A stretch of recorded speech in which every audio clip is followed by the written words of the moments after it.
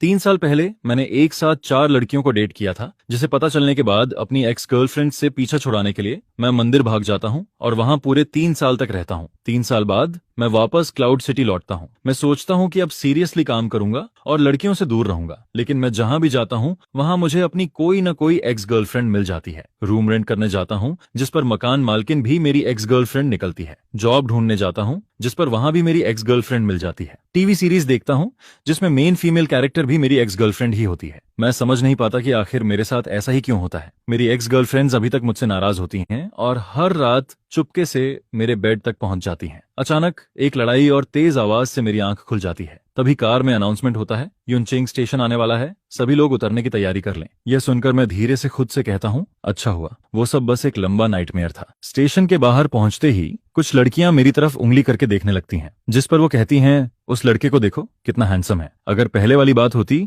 तो मैं थोड़ा एंजॉय करता, लेकिन अब मुझे सिर्फ डर लगता है। इसके बाद मैं अपने प्लान के हिसाब से नान्यांग में घर रेंट करने पहुंचता हूं।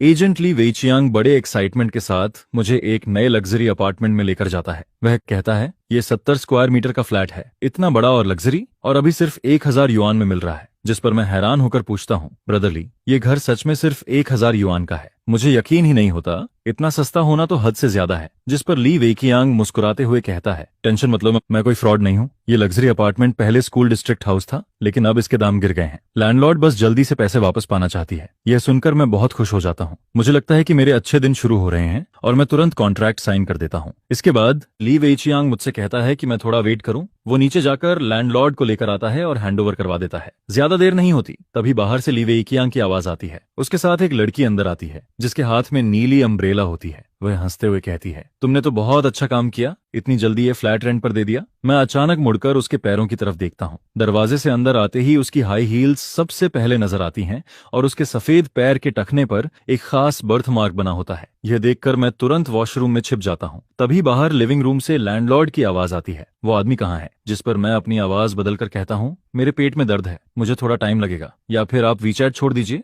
मैं बाद में ऐड कर लूंगा। मैं अपनी आवाज छुपाने की कोशिश करता हूँ, लेकिन बाहर वाली औरत अचानक ली वेइचियांग से पूछती है, मिस्टर, जो की आवाज कुछ अजीब नहीं लग रही, क्या ऐसी बहुत तेज चल रहा है? जिस पर उसे सर्दी हो गई है। लेकिन अगले ही पल वो अचानक पूछती है, तुमने अभी उसे मिस्टर झाओ कहा था, उसका पूरा नाम क्या है? जिस पर ली वेइकियांग कहता है, मैं बताना भूल गया, उस आदमी का नाम झाओ यांग है और वो अभी अभी क्लाउड सिटी वापस लौटा है। यह सुनते ही बाहर से एक अजीब सी हंसी सुनाई देती है। फिर धीरे धीरे कदमों की आवाज मेरी तरफ आने लगती है, जिसके बाद वो वॉशरूम के दरवाजे पर नॉक करती है और कहती है, झो यांग, अब नाटक बंद करो और जल्दी बाहर आओ। मैं गहरी सांस लेता हूँ और मजबूरी में दरवाजा खोल देता हूँ। काफी देर तक चुप रहने के बाद मैं ऑकवर्ड तरीके से मुस्कुराकर कहता हूँ, शाओ शुआंग। मेरे सामने खड़ी लड़की शु शाओ शुआंग होती है। वो युनचेंग यूनिवर्सिटी की सबसे फेमस लड़की हुआ करती थी और फिर वो उन्हीं 4 लड़कियों में से एक होती है जिन्हें मैंने एक साथ डेट किया था। मुझे आज भी वो दिन याद है जब वो पहली बार कॉलेज में आई थी। उसने नीली रिबन लगा रखी थी, काली ड्रेस पहनी थी। उसके लंबे पैर और कॉन्फिडेंट एटीट्यूड ने आते ही सबका अटेंशन अपनी तरफ खींच लिया था, जिस पर बहुत सारे लोग तुरंत उसके पीछे पड़ गए थे। लेकिन बात मेरी सोच से भी ज्यादा आसानी से हो गई थी, क्योंकि ये लड़की सेन यान फैमिली की बेटी थी और सिर्फ 1 महीने के अंदर ही वो मुझ पर पूरी तरह फिदा हो गई थी। उस वक्त वो मेरे लिए इतनी क्रेजी हो गई थी कि उसने यहाँ तक कह दिया था कि वो मुझे अपनी कंपनी का बॉस बना देगी और खुद मेरे साथ रहेगी। वो जितनी क्यूट थी उतनी ही खतरनाक भी थी। जब मेरा 4 लड़कियों वाला राज खुल गया था, तब सबसे पहले उसी ने मेरे ऊपर मिलियन युआन रिवॉर्ड लगा दिया था। अगर मुझे अपनी 4 एक्स गर्लफ्रेंड्स में से किसी एक से सबसे ज्यादा डर लगता था तो वो डेफिनेटली चू शाओशुआंग ही थी। इस वक्त इस रेंट वाले घर में माहौल बहुत अजीब हो जाता है, जिस पर ली वेचियांग समझ जाता है कि मामला ठीक नहीं है और वो चुपचाप वहां से निकल जाता है। मैं जल्दी से कहता हूँ, ब्रदरली, ये घर मेरे लिए सही नहीं है, मुझे मेरा डिपॉजिट भी नहीं चाहिए, मैं ये घर रेंट नहीं करूंगा। जिस पर शु शाओशुआंग मुझे घूरते हुए कहती है, क्या तुम फिर से भागना चाहते हो? कॉन्ट्रैक्ट साइन हो चुका है, अब इतनी आसानी से नहीं जा सकते। अगर तुमने जाने की कोशिश की तो मैं तुम्हें कोर्ट में घसीट दूंगी। मैं अभी अभी क्लाउड सिटी वापस आया होता हूँ और वो आते ही मुझे केस में फंसाने की धमकी देने लगती है। मेरी जॉब भी अभी तक फिक्स नहीं हुई होती, मैं सच में इतना झंझट नहीं झेल सकता। जिस पर मैं तुरंत अपना एटीट्यूड बदल देता हूँ और हंसते हुए कहता हूँ,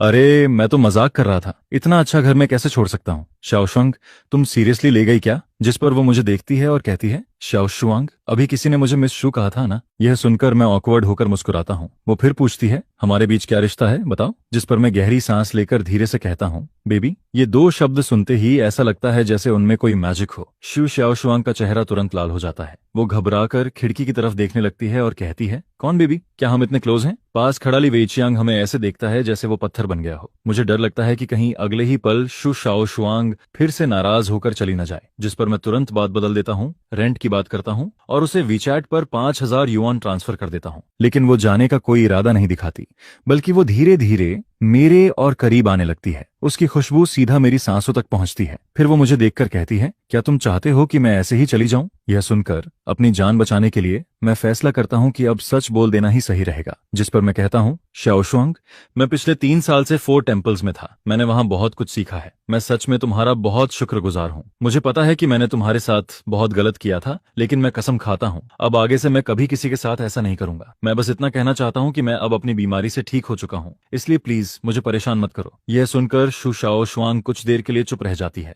उसकी आंखों में हैरानी और घबराहट साफ दिखाई देती है। फिर वो धीरे से कहती है, तुम्हें सच में समझ आ गया है कि तुमसे गलती हुई थी? जिस पर मैं तुरंत कहता हूँ, हाँ सच में, अब मैं अच्छे से रहूंगा। जिस पर वो कहती है, मैं तुम्हें इतनी आसानी से माफ नहीं करूंगी, लेकिन अगर तुम अच्छे से बिहेव करोगे तो मैं इस बारे में सोच सकती हूँ। वो सोचती है कि मैं उससे पैचअप की बात कर रहा हूँ और मैं सोचता हूँ कि वो मेरे ऊपर लगाए गए हंट ऑर्डर की बात कर रही है। इस तरह हम दोनों बिल्कुल अलग बात सोचते हुए भी एक अजीब से एग्रीमेंट पर पहुंच जाते हैं। इसके बाद किसी तरह मैं शु शाओ शुआंग को वहां से भेज देता हूँ। वो अपने 3 मिलियन से भी ज्यादा की पिंक कार में बैठकर चली जाती है। उसकी 720S देखकर उसका रियल एटीट्यूड साफ दिखता है, लेकिन मुझे बस इस बात की खुशी होती है कि मैं एक और दिन बच गया। अगले दिन मैं जॉब ढूंढने निकलता हूँ, लेकिन वहां भी मेरी हालत खराब हो जाती है। मेरा मेजर मार्केटिंग होता है, लेकिन 3 साल तक मंदिर में रहने और दुनिया से कटे रहने की वजह से मेरा रिज्यूमे लगभग खाली होता है। हालांकि बाहर की दुनिया को मैं यही बताता हूं कि मैं पिछले 3 साल से फेल था, लेकिन इसके बावजूद हर कंपनी का एचआर मुझे देखकर अजीब रिएक्शन देता है। पूरी तरह थक कर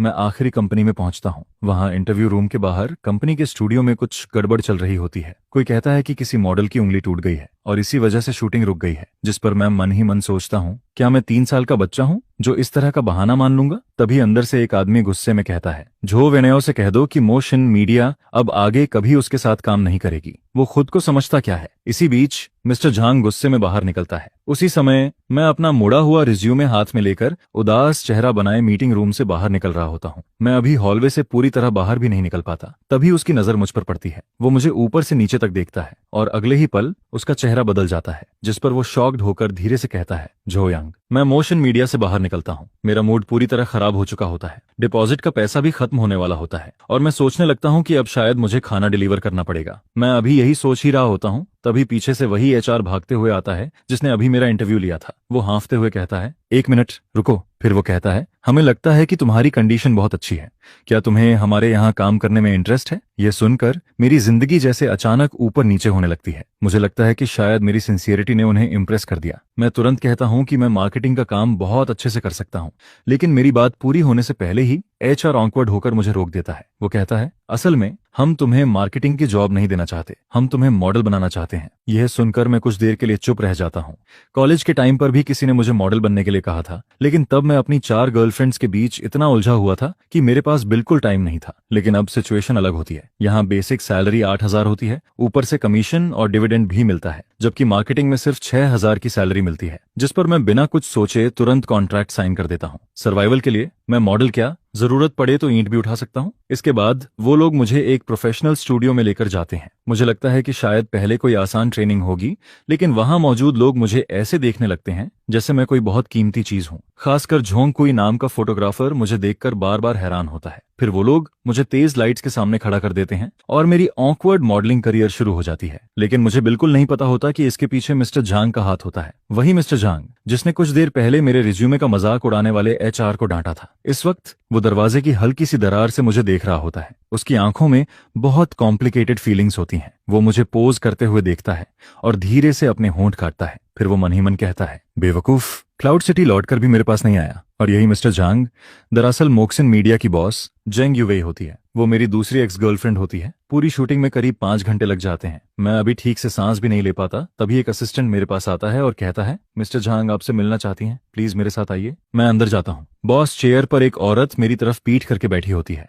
उसकी आवाज थोड़ी जानी पहचानी लगती है। वो पूछती है, काम कैसा लग रहा है? जिस पर मैं कहता हूँ, काफी अच्छा है। थैंक्स, आपने मुझे ये मौका दिया। तभी वो अचानक पूछती है, तुम क्लाउड सिटी वापस कब आए? यह सुनते ही मेरे चेहरे की मुस्कान गायब हो जाती है। मैं सोचने लगता हूँ कि उसे कैसे पता चला कि मैं वापस आ गया हूँ। अगले ही पल वो धीरे से मुड़ती है। उसका चेहरा देखते ही मैं पूरी तरह शॉक हो जाता हूँ। वो झांग युवेई होती है। उसे देखते ही मेरी पुरानी यादें वापस आने लगती हैं। कॉलेज के सेकंड ईयर की वो बारिश वाली रात, मूवी थिएटर और फिर उससे पहली मुलाकात। उस वक्त मैं बस एक गरीब स्टूडेंट था और वो मेरी उन 4 एक्स गर्लफ्रेंड्स में से एक होती है। लेकिन बाकी सबसे अलग वो वही इंसान होती है जिसके लिए मेरे दिल में सबसे ज्यादा गिल्ट होता है, क्योंकि सिर्फ वही ऐसी होती है जिसने मेरे साथ कभी बुरा नहीं किया। बाकी सब मुझे छोड़कर चली गई थी, लेकिन उसने कभी मुझे नीचे गिराने की कोशिश नहीं की। फिर वो मुझे देखकर धीरे से कहती है, जल्दी वापस आ जाते, 3 साल हो गए मैंने तुम्हें देखा तक नहीं। 3 साल पहले की वो सिंपल और कमजोर लड़की अब एक स्ट्रांग फीमेल बॉस बन चुकी होती है। जिस पर मैं धीरे से कहता हूँ, तुम्हें अभी भी मेरी याद है? वो हल्का सा मुस्कुराती है और कहती है, मुझे लगा था तुम जैसे बड़े स्कमबैग मुझे भूल चुके होगे। यह सुनकर मैं शर्मिंदा होकर अपना सिर नीचे कर लेता हूँ। फिर मैं उसे पिछले 3 साल की सारी बातें बता देता हूँ, मंदिर में रहना, भागते रहना और बाकी सब कुछ। मेरी बात सुनने के बाद वो धीरे से अपना हाथ मेरे सिर पर रखती है, बिल्कुल वैसे ही जैसे वो पहले किया करती थी, क्योंकि वो मुझसे 2 साल बड़ी होती है और हमेशा मेरी केयर करती थी। उसकी इतनी सॉफ्टनेस देखकर मुझे शुशाओ शुआंग की धमकी से भी ज्यादा बुरा फील होने लगता है। मैं टाइम देखता हूँ, लगभग रात के 12 बज चुके होते हैं। बाहर बारिश भी हो चुकी होती है और सबवे भी बंद हो चुकी होती है। जिस पर मैं कहता हूँ, कोई बात नहीं, मैं टैक्सी लेकर चला जाऊंगा। लेकिन मैं अपनी बात पूरी करूं उससे पहले ही झेंग युवेई खड़ी हो जाती है। वो अपनी कार कीज उठाती है और सीधे कहती है, मैं तुम्हें घर छोड़ देती हूँ। यह सुनकर मेरे होश उड़ जाते हैं। अगर वो मुझे घर तक छोड़ने गई और नीचे शु श्याओ शुआंग मिल गई तो सब खत्म हो जाएगा। लेकिन झांग युवेई मेरी कोई बात नहीं सुनती। वो मुझे सीधा अपनी कार में बैठा लेती है। रास्ते में वो मेरी तरफ देखकर धीरे से सांस छोड़ती है और कहती है, सच में तुम अभी भी वैसे ही हो, तुम बिल्कुल नहीं बदले। मुझे वो पुराना टाइम याद आ जाता है जब तुम मेरे साथ रहते थे। जब हम जिनू होम के नीचे पहुंचते हैं तब भी झांग युवेई के जाने का कोई इरादा नहीं होता। वो कहती है कि बॉस होने के नाते उसे अपने सबऑर्डिनेट की केयर करनी चाहिए और वो कल मुझे ऑफिस जाने के लिए लिफ्ट दे देगी। जिस पर मैं कुछ नहीं कह पाता। आखिर मैं उसका सबऑर्डिनेट होता हूँ, इसलिए मना भी नहीं कर सकता। लेकिन जैसे ही लिफ्ट का दरवाजा खुलता है, 5वीं मंजिल के बाहर शु श्याओ शुआंग हाथ में अपना बनाया हुआ लंच बॉक्स लिए बैठी होती है। वो नीचे झुककर बैठी होती है, लेकिन जैसे ही वो मुझे और झेंग युवेई को साथ में बाहर आते देखती है, उसका चेहरा तुरंत बदल जाता है। फिर वो भागकर मेरे पास आती है और मेरा कॉलर पकड़ लेती है। वो गुस्से में कहती है, तुमने कल ही कहा था कि अब कुछ गलत नहीं करोगे और आज ही किसी और लड़की को घर ले आए। यह सुनकर मेरे माथे पर ठंडा पसीना आ जाता है। एक तरफ लैंडलॉर्ड वाली एक्स गर्लफ्रेंड खड़ी होती है और दूसरी तरफ बॉस वाली एक्स गर्लफ्रेंड। जिस पर मैं जल्दी से कहता हूँ, मेरी बात सुनो, ये लैंडलॉर्ड है जिससे मैं कल मिला था और ये बॉस है जिससे मैं आज मिला हूँ। मैं 3 उंगलियां उठाकर कसम खाता हूँ। हालांकि बात बहुत अजीब लगती है, लेकिन ये सब सच में सिर्फ कोइंसिडेंस होता है। मैंने सच में कुछ गलत नहीं किया। हम अभी ऑफिस में ओवरटाइम कर रहे थे और ये बस मुझे घर छोड़ने आई है। जिस पर झांग युवेई भी मेरी बात मान लेती है। वो कहती है कि हाँ, हम ओवरटाइम कर रहे थे। लेकिन फिर वो शु शाओ शुआंग की तरफ देखकर कहती है, लेकिन तुम लैंडलॉर्ड होकर आधी रात को यहाँ क्या कर रही हो? रेंट लेने आई हो क्या? जिस पर शु शाओ शुआंग तुरंत कहती है, ये मेरा घर है, मैं जब चाहूं यहाँ आ सकती हूँ। फिर वो दोनों एक दूसरे को घूरती हैं, जिसके बाद शु शाओ शुआंग कहती है, अगर मिसअंडरस्टैंडिंग है तो अंदर चलकर बात करते हैं, मैं आज रात झाओ यांग के साथ यहीं रहूंगी। जिस पर झांग युवेई भी तुरंत कहती है, अगर तुम आ सकती हो तो मैं भी आ सकती हूँ, मुझे भी इससे बहुत सारी बातें करनी है। और फिर दोनों आपस में एग्री कर लेती हैं। लेकिन किसी ने भी मुझसे नहीं पूछा होता कि मैं क्या चाहता हूँ। 3 दिन पहले मंदिर में एक मंक ने मुझे वार्निंग दी थी कि मुझे लड़कियों से दूर रहना चाहिए, लेकिन अब मैं इस सोफा पर बैठा होता हूँ। मेरे बाएं तरफ लैंडलॉर्ड एक्स गर्लफ्रेंड शु शाओ शुआंग बैठी होती है और दाएं तरफ बॉस एक्स गर्लफ्रेंड झांग युवेई बैठी होती है। मैं मन ही मन कहता हूँ, हे भगवान, अब मुझे कौन बचाएगा? इस अजीब और भारी माहौल को खत्म करने के लिए मैं कहता हूँ कि चलो लेट नाइट स्नैक खाते हैं। जिस पर श्याओ शुआंग मुझे वो लंच बॉक्स देती है।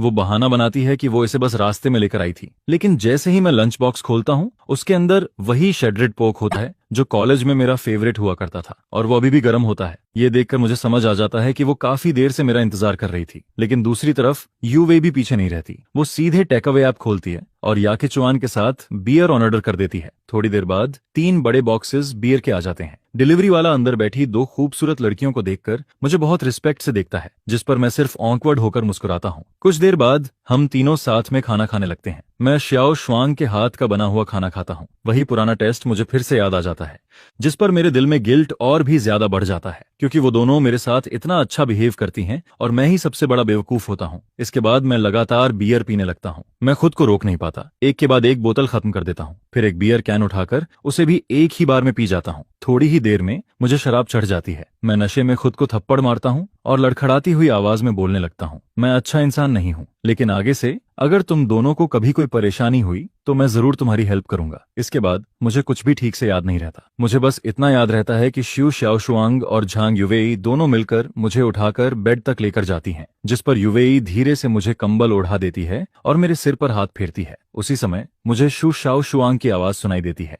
वो अचानक पूछती है, सच बताओ, क्या तुम अभी भी उसे पसंद करती हो? जिस पर झांग युवेई मेरी तरफ देखती है। मैं उस वक्त सो रहा होता हूँ। उसकी आंखों में सॉफ्टनेस साफ दिखाई देती है। फिर वो धीरे से कहती है, उसने मुझे मेरा पहला DSLR दिया था, उसी ने मेरे फोटोग्राफी ड्रीम को सपोर्ट किया था, इसलिए मैं उससे नफरत नहीं कर सकती। जिस पर शु शाओशुआंग बिना सोचे तुरंत कहती है, मैं भी अभी तक जोयांग को पसंद करती हूँ। फिर वो धीरे से कहती है, मैं उसे मारना भी चाहती हूँ, लेकिन उससे कोई फर्क नहीं पड़ता। इस बार मैं उसे दोबारा भागने नहीं दूंगी। यह सुनकर झांग युवेई हल्का सा मुस्कुराती है। फिर वो मेरे कान को खींचती है और शु शाओशुआंग से कहती है, तुम्हारा एटीट्यूड अभी भी बिल्कुल पहले जैसा है। लेकिन फिर वो धीरे से कहती है, तुम्हें मुझसे नहीं, बाकी लड़कियों से सावधान रहना चाहिए। और इसी तरह दोनों एक दूसरे का वीचैट ऐड कर लेती हैं, ताकि बाकी एक्स गर्लफ्रेंड्स के खिलाफ वो एक टेम्परेरी अलायंस बना सकें। अगले दिन दोपहर में मेरी आंख खुलती है। मेरा सिर बहुत ज्यादा दर्द कर रहा होता है, लेकिन जैसे ही मैं आंख खोलता हूँ, मैं देखता हूँ कि शु शाओशुआंग मेरे ऊपर सो रही होती है। उसी वक्त बेडरूम का दरवाजा खुलता है और झांग युवेई बाहर आती है। उसे देखकर मेरा दिमाग पूरी तरह खाली हो जाता है। मुझे लगता है कि कल रात नशे में मैंने जरूर कोई बहुत बड़ी गलती कर दी होगी। जिस पर मैं घबराकर पूछता हूँ, कल रात मैंने कुछ किया था क्या? लेकिन वो दोनों मुझे देखकर हंसने लगती हैं। फिर झांग युवेई कहती है, तुम तो कल रात मरे हुए इंसान की तरह सो रहे थे, कुछ भी नहीं हुआ। यह सुनकर मैं राहत की सांस लेता हूँ। आज झांग युवेई अच्छे मूड में होती है, इसलिए वो मुझे एक दिन की छुट्टी दे देती है। कंपनी जाने से पहले वो पूरे घर को अच्छे से साफ भी कर देती है। फिर जाते जाते मुझे वार्निंग देती है कि उसके ना रहने पर मैं कोई गड़बड़ ना करूं।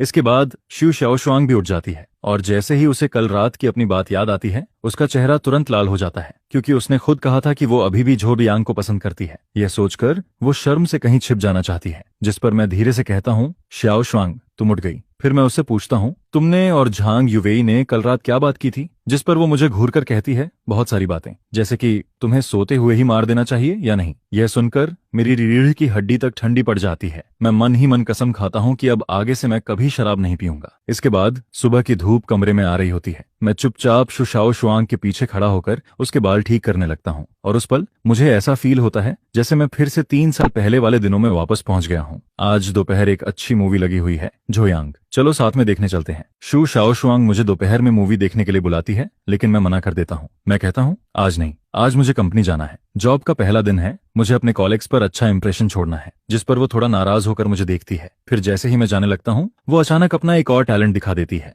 वो सामने वाले फ्लैट का दरवाजा खोलती है और अंदर चली जाती है। फिर वो पीछे मुड़कर कहती है, मैं तुम्हें बताना भूल गई थी, ये पूरी बिल्डिंग मेरी है। अगर तुम्हें मेरी जरूरत पड़े तो कभी भी सामने वाले घर का दरवाजा नॉक कर देना। यह सुनकर मैं वहीं खड़ा रह जाता हूँ। मुझे सच में समझ नहीं आता कि ये लड़की आखिर कितनी अमीर है। इसके बाद वो हल्के लाल चेहरे के साथ मुझे चुटकी काटती है और वार्निंग देती है कि कंपनी में कोई गड़बड़ मत करना। जिसके बाद वो वापस चली जाती है। मैं पूरे जोश के साथ कंपनी पहुंचता हूं, लेकिन जैसे ही नीचे पहुंचता हूं, वहां का सीन देखकर पूरी तरह चौंक जाता हूं। कंपनी के गेट के सामने लड़कियों की एक बड़ी भीड़ खड़ी होती है। उनके हाथ में बैनर्स होते हैं और वो मोशन मीडिया के खिलाफ चिल्ला रही होती हैं। वो कह रही होती हैं कि मोशन मीडिया ने उनके आइडल जो वेन्याओ को धोखा दिया है, उसकी जगह किसी और को कवर शूट दे दिया गया है। यह देखकर मैं घबरा जाता हूँ। फिर भी मैं हिम्मत करके उनके पास जाता हूँ और धीरे से पूछता हूँ कि आखिर हुआ क्या है। जिस पर एक लड़की गुस्से में कहती है, किसी हरामी ने बैकडोर से एंट्री लेकर हमारे भाई की जगह कवर शूट छीन लिया। यह सुनकर मैं कांपती हुई आवाज में पूछता हूँ, क्या तुम्हें उस इंसान का नाम पता है? जिस पर वो और भी गुस्से में कहती है, उस कमीने का नाम जोयांग है। यह सुनते ही मैं वहीं जम जाता हूँ। मेरे सामने खड़ी वही लड़कियां जो मुझे मार डालने की बात कर रही होती हैं, असल में मेरे ही खिलाफ खड़ी होती हैं। मेरे चेहरे की मुस्कान धीरे धीरे गायब हो जाती है। काफी देर बाद मुझे समझ आता है कि जिस आदमी को ये सब लोग गाली दे रही हैं, वो मैं ही हूँ। जिस पर अपनी जान बचाने के लिए मैं ऐसे बिहेव करने लगता हूँ जैसे मैं कोई राह चलता आदमी हूँ।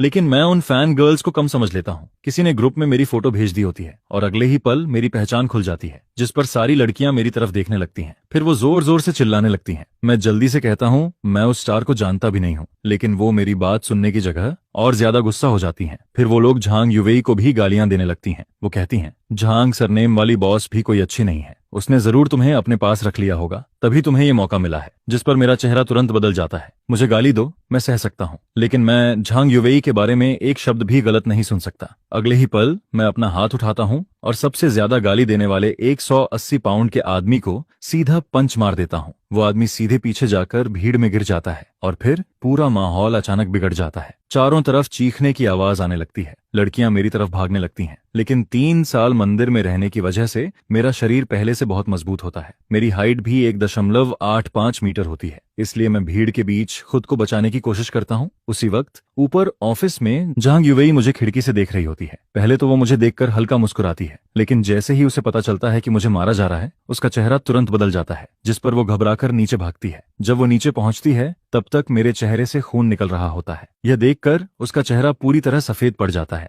उसके दिल में बहुत दर्द होता है, लेकिन उसे इस बात का दुख नहीं होता कि मैंने उन लड़कियों को मारा। उसे इस बात का दुख होता है कि मेरी वजह से उसकी कंपनी को नुकसान हो सकता है, क्योंकि अगर ये बात हॉट सर्च पर चली गई तो मोशन मीडिया की 3 साल की मेहनत बर्बाद हो सकती है। जिस पर झांग युवेई जल्दी से मेरे पास आती है। वो दोनों हाथों से मेरा चेहरा पकड़ती है और चेक करती है कि मुझे कितनी चोट लगी है। जब उसे पता चलता है कि चोट ज्यादा नहीं है, तब वो अचानक गुस्से में कहती है, क्या तुम पागल हो? मैंने तुम्हें छुट्टी दी थी, फिर तुम कंपनी क्यों आए? जिस पर मैं धीरे से कहता हूँ, सिस्टर वेई, गुस्सा मत हो। फिर मैं कहता हूँ, तुम बस ये बोल देना कि मैं टेम्परेरी वर्कर हूँ, सारी गलती मेरे ऊपर डाल दो और मुझे निकाल दो। मैं सोचता हूँ कि वो कंपनी की वजह से परेशान है, इसलिए मैं उसे बचाना चाहता हूँ, लेकिन मेरी बात सुनकर वो कुछ देर के लिए चुप रह जाती है। ऐसा लगता है जैसे वो कुछ कहना चाहती है, लेकिन उससे पहले ही पुलिस मुझे पकड़कर ले जाती है और अब मुझे 7 दिन की डिटेंशन होने वाली होती है। जैसा मैंने सोचा था वही होता है। थोड़ी ही देर में मीडिया कंपनी के एक मेल एम्प्लॉय और फीमेल फैंस के बीच हुई लड़ाई हॉट सर्च पर आ जाती है। हर तरफ न्यूज फैल जाती है। इंटरनेट पर ऐसे वीडियोस घूमने लगते हैं जिन्हें जानबूझकर एडिट किया गया होता है,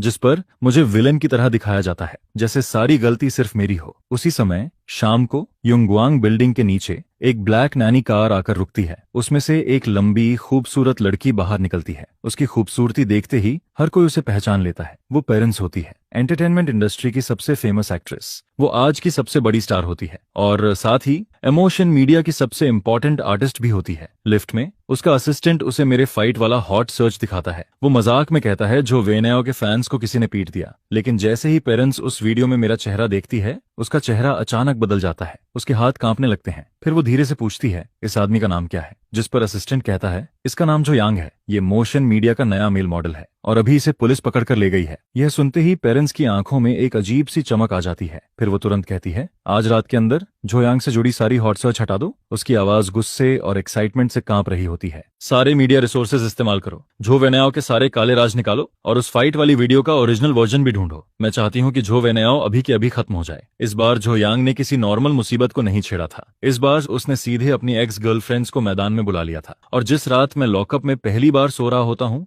उसी रात कुछ लोग पूरी रात जागने वाले होते हैं। उसी समय शु शाओशुआंग किचन में गाना गुनगुनाते हुए मेरे लिए पोटैटो बीफ स्टू बना रही होती है। वो पूरे खुश मूड में होती है, क्योंकि वो सोच रही होती है कि मैं बाहर आते ही उसके साथ मूवी देखने जाऊंगा। लेकिन तभी झांग युवेई का वीचैट मैसेज आता है। उसमें लिखा होता है कि झाओ यांग लड़ाई की वजह से 7 दिन के लिए अंदर चला गया है। यह सुनते ही शु शाओशुआंग का पूरा मूड खराब हो जाता है। उसका सारा स्वीट सपना उसी वक्त टूट जाता है। और जैसे ही उसे पता चलता है कि यह सब झो वेनेओ नाम के एक ट्रैफिक स्टार की वजह से हुआ है, उसकी आंखें तुरंत ठंडी हो जाती हैं। जिस पर वो तुरंत किसी को फोन लगाती है और कहती है, मुझे तुमसे एक काम करवाना है। उधर उसी वक्त झो वेनेओ एक आलीशान मैंशन में लगभग 50 साल की एक औरत के साथ जश्न मना रहा होता है।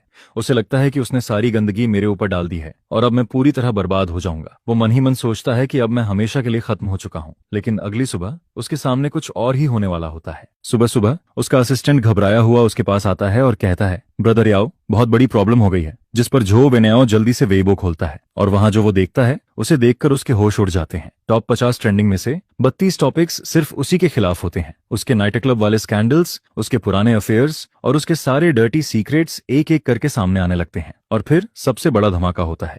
उसकी उस उम्रदराज औरत के साथ वाली हाई डेफिनेशन फोटोजेस पूरी इंटरनेट पर फैल जाती हैं। लेकिन सबसे ज्यादा डेंजरस चीज होती है उस फाइट वाले केस का सच बाहर आना। पूरा ओरिजिनल वीडियो सामने आ जाता है और उसमें साफ दिखता है कि मैं किसी को बिना वजह नहीं मारता। मैं सिर्फ इसलिए फाइट करता हूँ क्योंकि उन्होंने मुझे मजबूर किया था। जिस पर पूरी पब्लिक ओपिनियन अचानक बदल जाती है। मैं विलेन से विक्टिम बन जाता हूँ और झो वेनेओ जिसकी इमेज पहले परफेक्ट थी वो एकदम नीचे गिर जाती है। उसके सारे ब्रांड डील्स कैंसिल हो जाते हैं, सारे एंडोर्समेंट्स खत्म हो जाते हैं और फिर युनचेंग का सबसे बड़ा ब्लैक मटेरियल ग्रुप सीधा ऑर्डर देता है कि अब पूरे इंडस्ट्री में झो वेनाओ को बैन किया जाएगा। जिस पर झो वेनाओ अपने बेड पर बैठा रह जाता है।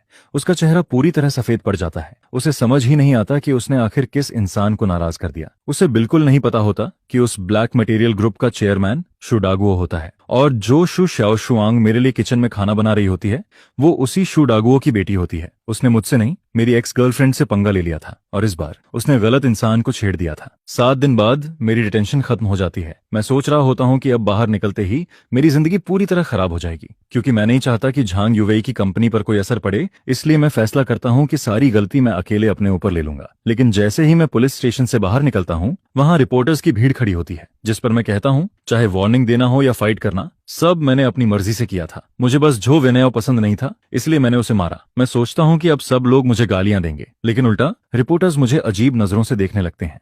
कुछ लोग तो मुझे थम्स अप तक दे देते हैं। यह देखकर मैं पूरी तरह कंफ्यूज हो जाता हूं। उसी समय झांग युवेई जल्दी से कार लेकर वहां पहुंचती है। वो मुझे बैठाती है और मुस्कुराते हुए कहती है, अपना फोन देखो। जिस पर मैं फोन खोलता हूं और मुझे पता चलता है कि इन 7 दिनों में पूरी दुनिया बदल चुकी होती है। झो वेनाओ के सारे सीक्रेट्स बाहर आ चुके होते हैं। उसके अफेयर्स, उसके लाइज, उसकी चीटिंग, सब कुछ इंटरनेट पर फैल चुका होता है। और मैं, जिसने गुस्से में किसी को मारा था, अचानक लोगों की नजर में हीरो बन गया होता हूँ। जिस पर झांग युवेई अचानक कार रोक देती है। फिर वो मेरी तरफ देखती है। उसकी आंखें थोड़ी नम होती हैं। फिर वो धीरे से पूछती है, झोयांग, मैंने उस दिन पूरी वीडियो देखी थी, क्या तुमने उनसे सिर्फ इसलिए फाइट की क्योंकि वो मुझे गालियां दे रहे थे? जिस पर मैं धीरे से कहता हूँ, वो लोग बहुत बुरा बोल रहे थे, लेकिन मैं अपनी बात पूरी करूं उससे पहले ही जेंग युवेई की आंखों से आंसू निकलने लगते हैं। वो मेरा हाथ पकड़ लेती है और कहती है, तो फिर तुमने मुझे पहले क्यों नहीं बताया? मैं उसे देखकर कुछ कहने ही वाला होता हूँ, लेकिन अगले ही पल वो अचानक मेरा सिर पकड़ लेती है और फिर उसके नरम होंठ सीधे मेरे होंठों पर आ जाते हैं। यह देखकर मैं पूरी तरह फ्रीज हो जाता हूँ, जिस पर झांग युवेई भी तुरंत लाल हो जाती है। फिर वो जल्दी से कार स्टार्ट करती है और मुझे वापस कंपनी लेकर जाने लगती है। लेकिन अंदर ही अंदर वो एक फैसला कर चुकी होती है। वो मन ही मन कहती है, सॉरी शाओशुआंग, लेकिन मैं अब भी झाओ यांग को छोड़ नहीं सकती। इसके बाद पूरी कार में अजीब सा माहौल हो जाता है। मैं बार बार अभी वाला किस याद करता रहता हूँ। 3 साल की मेहनत और कंट्रोल सब एक किस से टूटता हुआ महसूस होता है। उधर झांग युवेई भी स्टीयरिंग पकड़कर चुप बैठी होती है।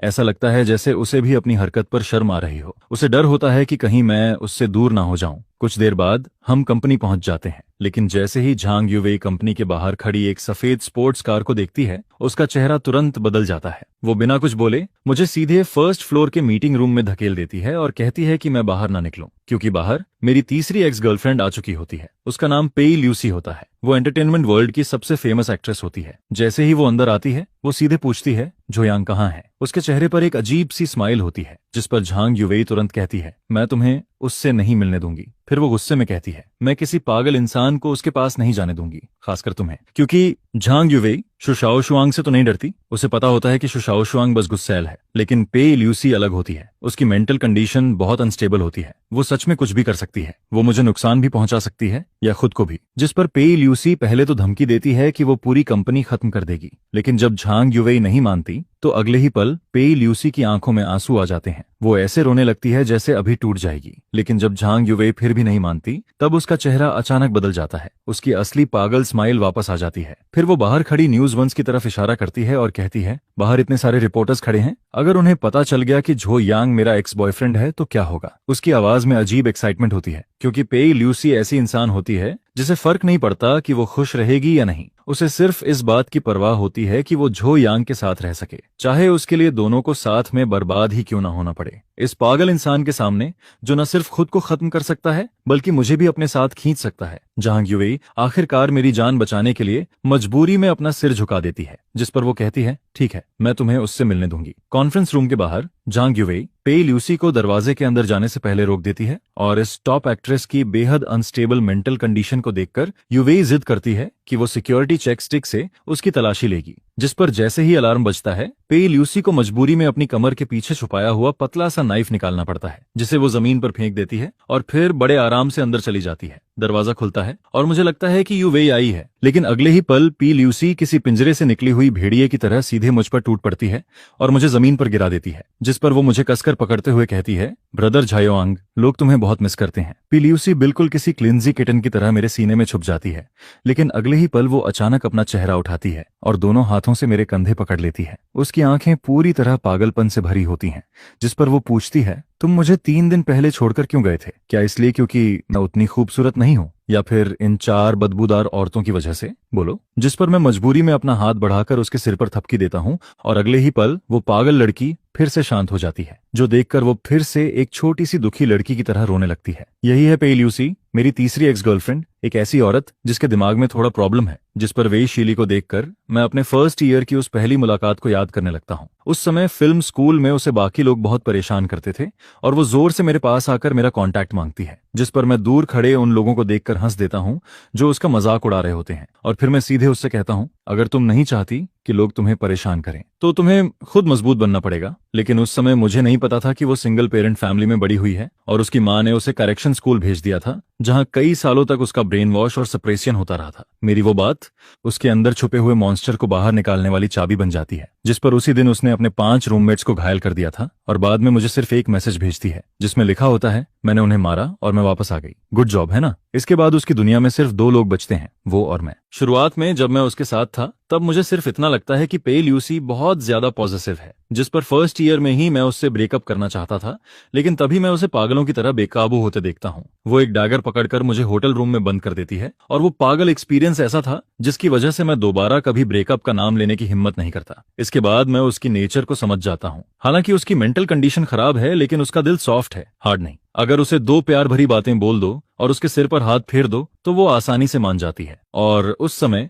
जब मेरी 4 लड़कियों के साथ रिलेशन होने वाली बात सामने आ गई थी, तब मैं 50% इसलिए भागा था क्योंकि मुझे डर था कि कहीं वो मुझे मार ना दे। और इस समय वो मेरे सीने पर लगातार मुक्के मार रही होती है और रोते हुए कहती है, तुम घटिया आदमी, तुम भागे क्यों थे? जिस पर मैं कहता हूँ, क्या मैं इसलिए नहीं भागा था क्योंकि मुझे डर था कि तुम गुस्सा हो जाओगी? यह सुनकर मुझे फिर से यकीन हो जाता है कि चारों एक्स गर्लफ्रेंड्स में सबसे खतरनाक वही है, लेकिन सबसे आसान भी वही है। मैं बस उसे 2 प्यार भरी बातें कहता हूँ और उससे वादा करता हूँ कि मैं आगे भी क्लाउड सिटी में ही रहूंगा, जिस पर वो अगले ही पल किसी गुस्से वाली लड़की से शांत इंसान बन जाती है। लेकिन फिर भी वो तभी मानती है जब मैं उसे किस करने वाला होता हूँ। इसके बाद जब हम दोनों जमीन पर बैठे हुए फ्यूचर की बातें कर रहे होते हैं, तभी वो अचानक कुछ बैंक कार्ड्स निकालती है और फिर वो अपनी पिछले 3 साल की सारी कमाई मुझे दे देती है, जिस पर वो कहती है, ये सब तुम्हारे लिए है ताकि तुम्हें आगे कभी काम न करना पड़े, ठीक है? एक इतनी फेमस एक्ट्रेस की इतनी बड़ी सेविंग को देखकर भी मैं बिना सोचे उसे मना कर देता हूँ, क्योंकि वो मुझे सपोर्ट नहीं करना चाहती, वो सच में मेरा ख्याल रखना चाहती है। जिस पर मैं उससे कहता हूँ, तुम अपनी स्टार वाली लाइफ जीती रहो और मैं यहाँ अपना काम करता रहूंगा, लेकिन मैं तुमसे प्रॉमिस करता हूँ,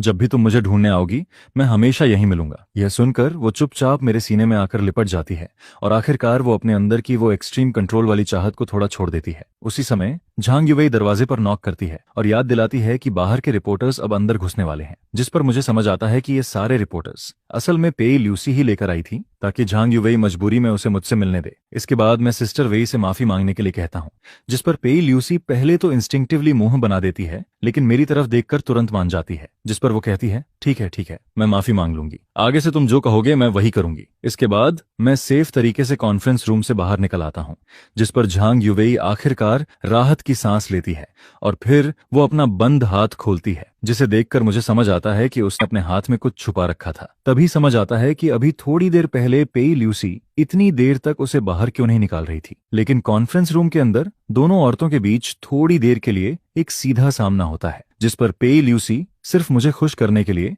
झांग युवेई के सामने अपना सिर झुकाकर उससे माफी मांगती है। यह देखकर झांग युवेई भी समझ जाती है कि वो पूरी तरह बुरी नहीं है और फिर वो भी धीरे से राहत की सांस लेती है। आखिर में मैं अपने फैमिली वालों से कहता हूँ कि वो उसका थोड़ा ध्यान रखें, और रिपोर्टर्स को हैंडल करते करते पूरे 2 घंटे निकल जाते हैं और मुझे सांस लेने का मौका भी नहीं मिलता, क्योंकि अगले ही पल झांग युवेई के सामने ही पे ल्यूसी अचानक मेरे सामने दौड़कर आ जाती है, जिस पर वो सीधे मेरे चेहरे को पकड़ती है और मुझे जोर से किस कर देती है। फिर वो शर्माते हुए कहती है, अगर तुम मुझे किस नहीं करोगे तो मैं खुद तुम्हें किस कर लूंगी। यह कहकर वो लाल चेहरा लिए हुए भाग जाती है और जाते जाते भी काफी खुश दिखाई देती है, जिस पर मैं सिर्फ इतना सोचता हूँ ओह नहीं, मैं फिर से फंस गया। होस्ट, मुझे तुम्हारे लिए सच में बुरा लग रहा है। क्या ये अभी भी बहुत यादगार नहीं लग रहा है? ये मेरी बहन के मीठे होंठ थे या फिर किसी बड़ी स्टार के? मैं इतना डर गया था कि सीधा ऊपर जाने की हिम्मत ही नहीं हुई। जल्दी से घर लौटना पड़ेगा, नहीं तो घर वाली मुझे सच में मार डालेगी। कम्युनिटी में वापस आकर मैं डरते डरते चू शाओशुआंग के घर का दरवाजा खटखटाता हूँ।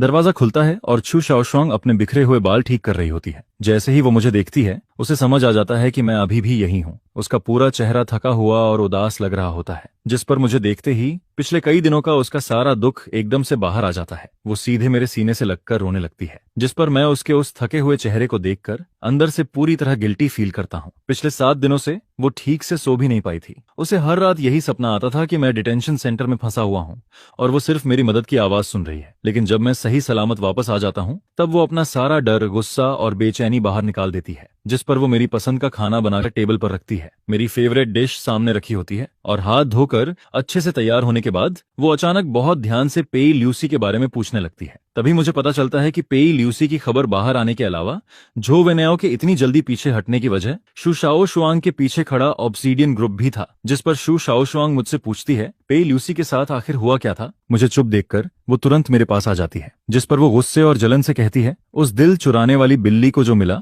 वो मुझे भी चाहिए। मैं कुछ समझ पाता उससे पहले ही वो मेरा चेहरा पकड़कर मुझे किस कर देती है, जिस पर मैं अपने होंठ छूता हूँ और फिर से अंदर ही अंदर पछताने लगता हूँ। इसके बाद वो मेरे लिए खाना बनाती रहती है और जब उसका मन थोड़ा शांत हो जाता है, तब वो चुपचाप मेरी बाहों में आकर टिक जाती है। वो बहुत ज्यादा थक चुकी होती है, जिस पर मैं उसे धीरे से उठाकर बेडरूम में ले जाता हूँ। वो आधी नींद में मेरा हाथ पकड़ लेती है और 10 सेकंड के अंदर ही सो जाती है। मैं बेड के किनारे बैठकर उसका हाथ धीरे से पकड़े रहता हूँ और उसे गुड नाइट कहता हूँ। लेकिन शहर के दूसरे कोने में मुझे बिना पता चले मेरे खिलाफ एक शिकार शुरू हो चुका होता है। बेइज्जत हो चुका जो वेनेओ एक पागल जुआरी की तरह अंडरग्राउंड गैंग यूलिंग सोसाइटी के सानिया के पास पहुंचता है। भले ही मैं अब थोड़ा फेमस हो चुका हूं और कई लोग मुझसे डरते हैं, लेकिन उसके सामने जो वेनेओ सीधे 7 मिलियन रख देता है, जिस पर वो कहता है 5 मिलियन उसकी जान लेने के लिए और बाकी 2 मिलियन अगर तुम चाहो तो जैसे भी करना। और मुझे इस सब के बारे में कुछ भी पता नहीं होता।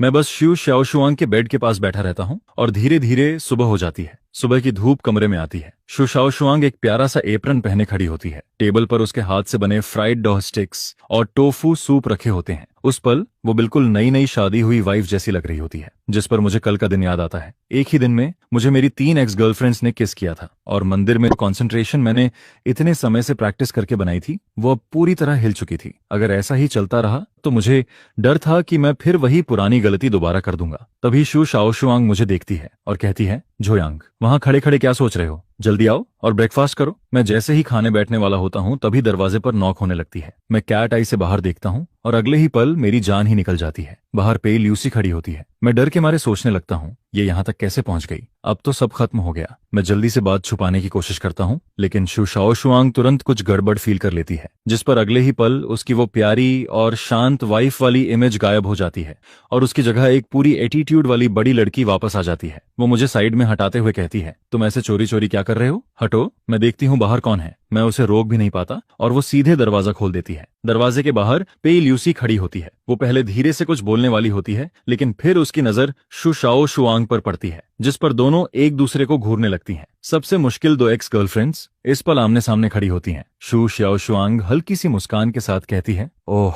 तो तुम हो बड़ी स्टार। अब समझ आया अभी ये इतना नर्वस क्यों था। जिस पर पेई ल्यूसी भी सीधे मेरी तरफ हाथ हिलाती है, लेकिन अगले ही पल उसकी आंखें तेज हो जाती हैं और वो शू शाओशुआंग से पूछती है, तुम यहाँ क्या कर रही हो? शू शाओशुआंग बिना डरे जवाब देती है, ये पूरा बिल्डिंग हमारी फैमिली की प्रॉपर्टी है। मैं जहाँ चाहूँ रह सकती हूँ और जिसके साथ चाहूँ रह सकती हूँ। फिर वो मेरी तरफ देखकर कहती है, मैं तो भूल ही गई थी कि तुम सिर्फ एक फूलदान जैसी हो। जिस पर पेई ल्यूसी का चेहरा तुरंत बदल जाता है। वो कहती है, शू शाओशुआंग, तुम्हें लगता है कि सिर्फ पैसे के दम पर तुम इसे अपने साथ रख सकती हो? पेई ल्यूसी की ये बात सीधा शू शाओशुआंग के सबसे दर्द वाले पॉइंट पर लगती है। मैं जल्दी से बात बदलने की कोशिश करता हूँ, जिस पर मैं मुस्कुराते हुए पेई ल्यूसी से कहता हूँ, चलो बाहर घूमने चलते हैं। लेकिन वो मुझे पूरी तरह इग्नोर कर देती है और कहती है, मेरे पास टाइम नहीं है, आज इसे मेरे साथ काम पर जाना है। जिस पर शू शाओशुआंग तुरंत जवाब देती है, मैंने तुमसे पूछा था क्या? तुम इसके लिए फैसले क्यों ले रही हो? तुम होती कौन हो? पेई ल्यूसी भी तुरंत पलटकर कहती है, तो मैं भी तुमसे यही पूछती हूँ, तुम खुद को क्या समझती हो? उन दोनों को कॉरिडोर में लड़ने से रोकने के लिए मैं मजबूरी में दोनों को साथ ब्रेकफास्ट करने के लिए टेबल पर बैठा देता हूँ और फिर मैं खुद उनके बीच में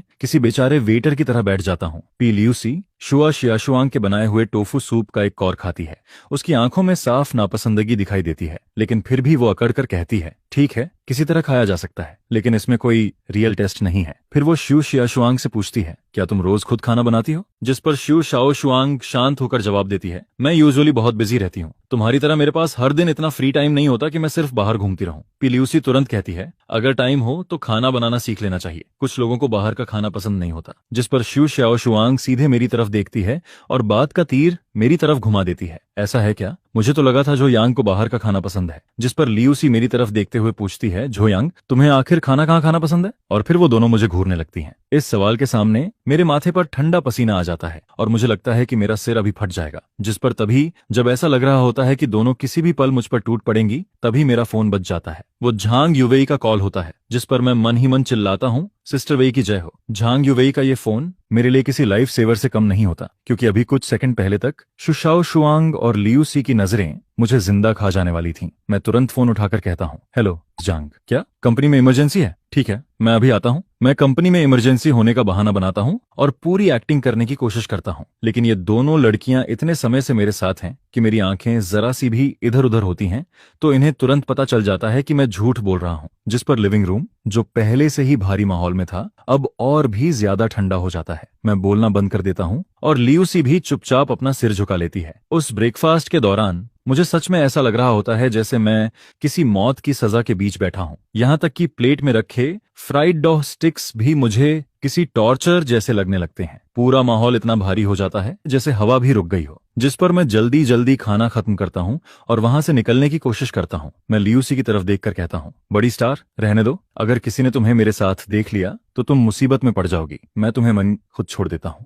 लेकिन जैसे ही मुझे लगता है कि दूसरा वर्ल्ड वॉर फिर से शुरू होने वाला है, मैं तुरंत उठ जाता हूं और कहता हूं, रहने दो, मैं सबवे से चला जाऊंगा। इसके बाद मैं वहां से ऐसे भागता हूं जैसे जान बचाकर निकल रहा हूं और मेरे पीछे वो दोनों अचानक किसी अजीब से समझौते पर पहुंच जाती हैं। जिस पर शू शाओशुआंग ठंडे चेहरे से लियूसी से कहती है, सिर्फ झुआओ निंग ही वापस नहीं आई है, वो 22 सरनेम वाली औरत भी वापस आ चुकी है और वो भी झुआओ यांग पर नजर रखे बैठी है। इसलिए हमारे बीच लड़ने से अच्छा है कि पहले बाहर वालों से डील किया जाए। और इसी समय मैं सबवे में बैठा हुआ अपनी जिंदगी के बारे में सोच रहा होता हूँ। मुझे लग रहा होता है कि मैं सच में अपनी जान दांव पर लगाकर जी रहा हूँ। अगर मैं ऐसे ही इन सबके बीच फंसा रहा तो एक दिन सच में खत्म हो जाऊंगा। जिस पर मैं मन ही मन कसम खाता हूँ कि आज से मैं लड़कियों से दूर रहूंगा और सिर्फ अपने करियर पर ध्यान दूंगा। लेकिन रियलिटी मुझे एक मौका भी नहीं देती, क्योंकि तभी सबवे में एक स्कूल गर्ल मुझे पहचान लेती है। वो अचानक चिल्लाकर कहती है, क्या तुम झो यांग हो? जिस पर पूरा डिब्बा एकदम से शोर से भर जाता है। कोई फोटो मांगता है, कोई ऑटोग्राफ, और कुछ लोग मेरे चारों तरफ जमा हो जाते हैं। मैं किसी शर्मिंदा भगोड़े की तरह किसी तरह उनसे बचते हुए सबवे से नीचे उतरता हूँ। लेकिन कंपनी के नीचे पहुंचने तक भी मेरा दिमाग अभी तक ठीक नहीं हुआ होता। मैं बस जल्दी से ऑफिस पहुंचना चाहता था। तभी पीछे से एक आदमी हुडी पहने हुए मेरी तरफ आता है और धीरे से पूछता है, तुम झाओ यांग हो, है ना? मैं बिना उसकी तरफ देखे कैजुअली जवाब देता हूँ, अभी थोड़ा अर्जेंट काम है, अगली बार साइन दे दूंगा। मुझे लगता है कि वो भी कोई फैन है, लेकिन अगले ही पल एक ठंडी चमक मेरी आंखों के सामने से गुजरती है। जिस पर वो आदमी अचानक नाइफ निकालकर मेरे गले की तरफ वार करता है। मैं इंस्टिंक्टिवली पीछे हटता हूँ, जिस वजह से वो वार मेरे गले की जगह कंधे पर लग जाता है। मेरे कंधे से तुरंत खून निकलने लगता है, लेकिन वो आदमी बहुत तेजी से हरकत करता है। वो मेरा कंधा पकड़ लेता है और इससे पहले कि मैं कुछ कर पाऊं, उसका नाइफ मेरे पेट में घुस चुका होता है। जिस पर कंपनी के नीचे का वो आम सा रास्ता अगले ही पल किसी डरावने सीन में बदल जाता है। वो आदमी नाइफ वापस खींचने ही वाला होता है कि तभी मैं पूरी ताकत से उसका हाथ पकड़ लेता हूँ और जोर से चिल्लाता हूँ, आग लग गई, जल्दी आओ। मेरी आवाज सुनकर आसपास के लोग तुरंत इकट्ठा होने लगते हैं।